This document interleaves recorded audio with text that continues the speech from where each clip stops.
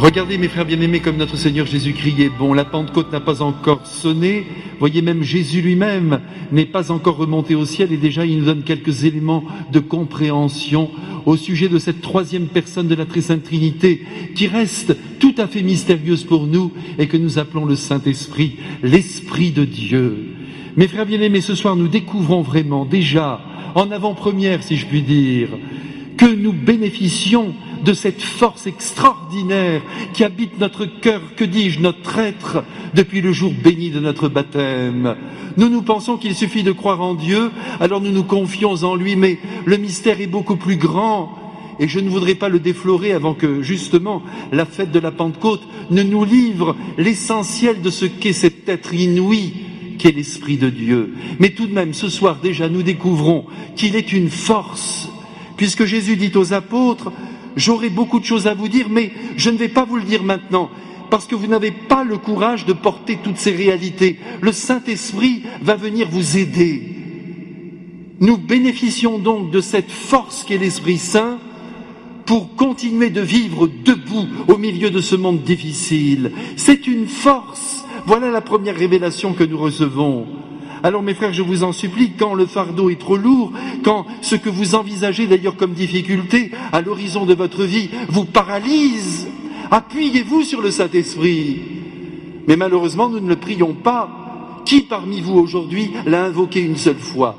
Que personne ne se lève, d'ailleurs personne ne va se lever. Pratiquement, je suis sûr que personne n'a appelé le Saint-Esprit. C'est dommage parce que avec le Saint-Esprit, nous tenons notre vie. Et nous la tenons dans le Christ. C'est ça qui est grand. Et si vous cherchez le Saint-Esprit, mes frères, vivez avec Marie, parce que Marie en est totalement revêtue. Et dès que vous vous tournez vers elle, comme je le fais maintenant, pas simplement maintenant avec le regard, mais avec mon cœur, eh bien, elle nous donne le Saint-Esprit. Elle qui en est l'épouse. Ça, c'est un grand secret. Plus vous vous approchez de Marie, plus vous vivez dans le Saint-Esprit. Parce que Marie n'a rien fait sans le Saint-Esprit. Si bien que lorsque vous allez vers elle, elle vous indique la bonne route. Et la bonne route, c'est d'être dans le Saint-Esprit. C'est donc une force magnifique qui nous est donnée. Et il faut en profiter. Vous allez me promettre, mes frères, qu'à partir de demain, au moins une invocation par jour, vous allez la lancer en direction de cette troisième personne de la Très Sainte Trinité. Voyez, moi je ne vous cache pas quelque chose de très simple, c'est une petite confidence, mais on est en famille. Même avant de prêcher, j'appelle le Saint-Esprit. Ô Esprit Saint qui habitait l'être de Marie, donnez-moi l'éloquence qui pourrait toucher le cœur de mes frères. Voilà ce que je lui dis tous les jours, et je pense que certains jours il m'exauce. En tout cas, mes frères, voyez, il faut que nous soyons avec lui. Je vous en supplie. C'est notre Seigneur qui l'exige de nous. Il est une force merveilleuse qui nous est donnée. Et en ces temps si difficiles, et parce que nous sommes ontologiquement fragiles, et fragilisés aussi par notre condition humaine, et par le conditionnement aussi dans lequel nous vivons, nous avons besoin du Saint-Esprit. Ne l'oubliez pas, il est une force. Appelez-le, ô Esprit Saint, soutenez-moi, fortifiez-moi, aidez-moi à tenir debout en ce monde difficile. Et tout de suite, la force de l'Esprit Saint qui habite en vous est comme réveillée. Et vous êtes étonnés de la force immense qui se déploie et qui vous donne courage. Et puis Jésus nous dit aussi que l'Esprit Saint habite notre intelligence, puisque lui est capable, dit Jésus, de nous guider vers la vérité tout entière qui est lui. Donc c'est extraordinaire. Plus nous sommes dans le Saint-Esprit, plus nous comprenons qui est notre Seigneur, et plus nous pouvons vivre de sa sagesse, qui est vérité. L'Esprit Saint nous est aussi donné, non seulement pour la marche de notre vie, mais pour notre intelligence. Il habite notre faculté d'intelligence. Et par conséquent, il permet à notre intelligence naturelle d'aller le plus loin possible dans la compréhension des mystères de Dieu. C'est très grand. Quand vous ne saisissez pas quelque chose dans la parole de Dieu, ou qu'un mystère vous apparaît comme clos, appelez le Saint-Esprit. Ô Esprit Saint qui habitait l'être de Marie, éclairez mon intelligence.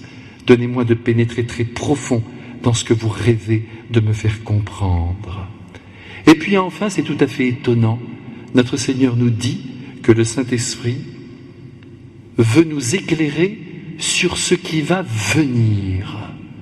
Alors voyez mes frères, quelquefois nous disons l'avenir est à Dieu. C'est vrai, l'avenir est à Dieu. Mais quelquefois, notre Seigneur veut, par son Esprit, nous révéler ce qui va arriver.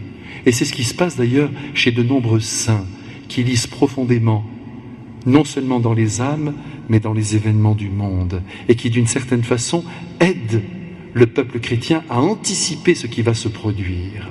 Il ne faut pas que nous ayons peur de demander au Saint-Esprit d'ouvrir vraiment notre intelligence de manière à bien saisir ce qui nous attend. Il est évident que le Saint-Esprit nous aide à vivre sur chaque jour qui passe, mais il peut aussi, cela fait partie de ses fonctions, nous éclairer sur les mois et les années à venir jusqu'au retour du Christ. Alors mes frères bien-aimés, n'ayez pas peur de vivre avec lui. Vous voyez, nous avons tout à gagner, mais encore une fois, il faut l'invoquer. Parce que notre Seigneur, son Père et le Saint-Esprit, respectant profondément notre liberté, ils ne viennent pas, sans nous, exprimer ce qu'ils sont.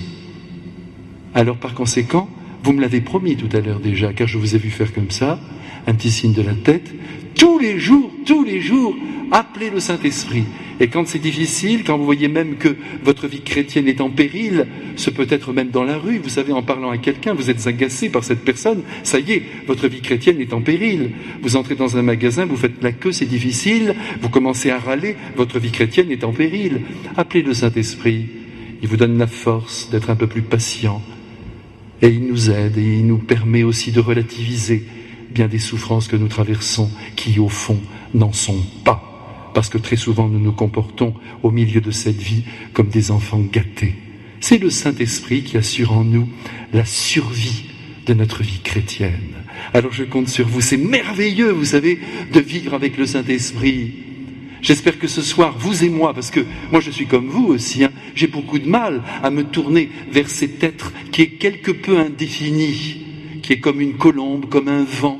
C'est difficile, mais c'est une personne, ne l'oubliez pas, vivante, qui rêve d'agir en nous et de nous conduire vers la vérité tout entière, de nous avertir de l'avenir et en même temps de nous fortifier. Je crois que ce soir, je suis vraiment heureux de vous avoir redit l'essentiel et je remercie le Saint-Esprit de m'avoir permis tout simplement de l'exprimer, maladroitement mais tout de même, d'avoir dit ce qu'il pouvait nous donner de plus beau aujourd'hui, en attendant qu'il descende avec tout son réalisme au jour de la Pentecôte, en chacune de nos vies, dans l'Église et sur le monde entier.